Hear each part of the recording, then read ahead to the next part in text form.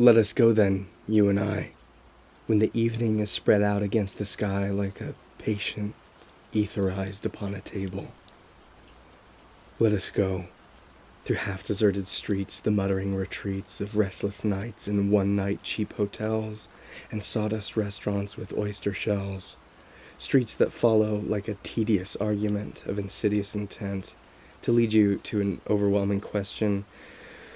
Oh, do not ask, what is it? Let us go and make our visit. And in the room, the women come and go, talking of Michelangelo. The yellow fog that rubs its back upon the window panes, and the yellow smoke that rubs its muzzle on the window panes, licked its tongue into the corners of the evening, lingered upon the pools and stands and drains, let fall upon its back the soot that falls from chimneys, slipped by the terrace, made a sudden leap, and seeing that it was a soft October night, curled once about the house, then fell asleep. And indeed there will be time, for the yellow smoke that slides along the street, rubbing its back upon the window panes, there will be time to prepare a face to meet the faces that you meet. There will be time to murder and create, and time for all the works of days and hands that lift and drop a question on your plate. Time for you, time for me, and time yet for 100 indecisions and 100 visions and revisions before the taking of a toast and tea. In the room the women come and go, talking of Michelangelo. And indeed there will be time to wonder, do I dare? And do I dare? Time to turn back and descend the stair with a bald spot in the middle of my hair. They will say how his hair is growing thin. My morning coat, my collar mounted firmly to the chin, my necktie rich and modest, but asserted by a simple pin. They will say, but how his arms and legs are thin. Do I dare disturb the universe?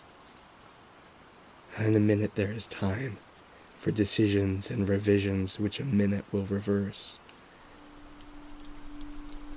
I have known them all already, known them all. I have known the evenings, mornings, afternoons. I have measured out my life with coffee spoons. I know the voices dying with a dying fall beneath the music from a further room, so how should I presume?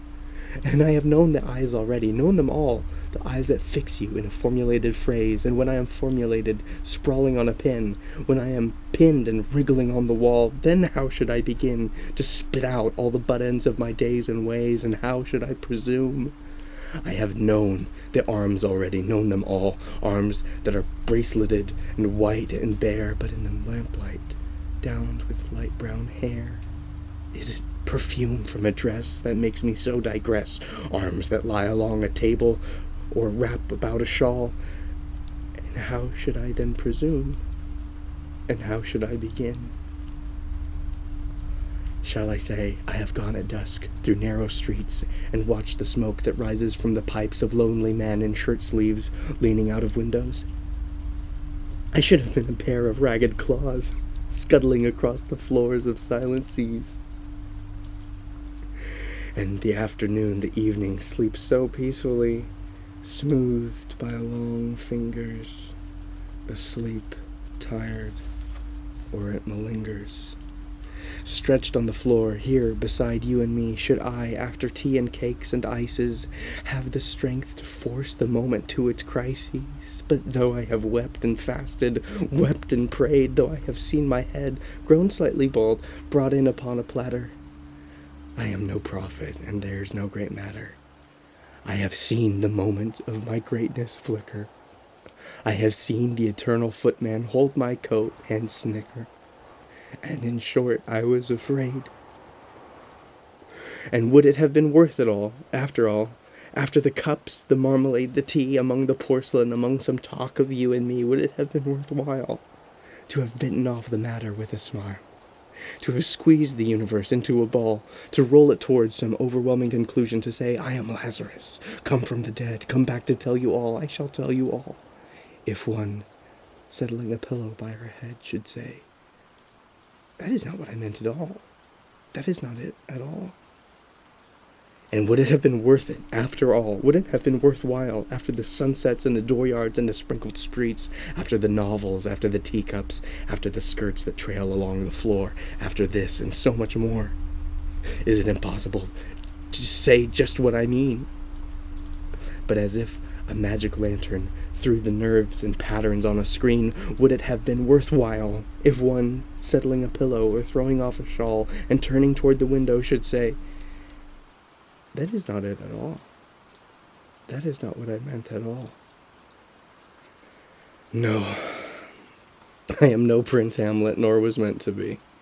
I am an attendant lord, one that will do to swell a progress, start a scene or two, advise the prince, no doubt, an easy tool, differential, glad to be of use, politic, cautious, and meticulous, full of high sentence, and a bit obtuse, at times, indeed, almost ridiculous, almost, at times, the fool. I grow old. I grow old. I shall wear the bottoms of my trousers rolled. Shall I part my hair behind? Do I dare to eat a peach? I shall wear white flannel trousers and walk upon the beach. I've heard the mermaids singing, each to each. I do not think that they will sing to me. I have seen them riding seaward on the waves, combing the white hair of the waves blown back when the wind blows the water white and black. We have lingered in the chambers of the sea by sea-girls wreathed with seaweed red and brown, till human voices wake us and we drown.